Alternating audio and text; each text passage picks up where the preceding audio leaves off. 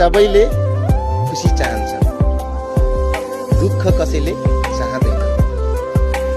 दुखी मानिसहरू दुखी हुनुको कारण र खुसी मानिसहरू खुसी हुनुको कारण के हो भन्दा मलाई लागेको कुरा, दुखी मानिसहरू दुःखका कुराहरूलाई सम्झेर बढी दुखी हुन्छन्,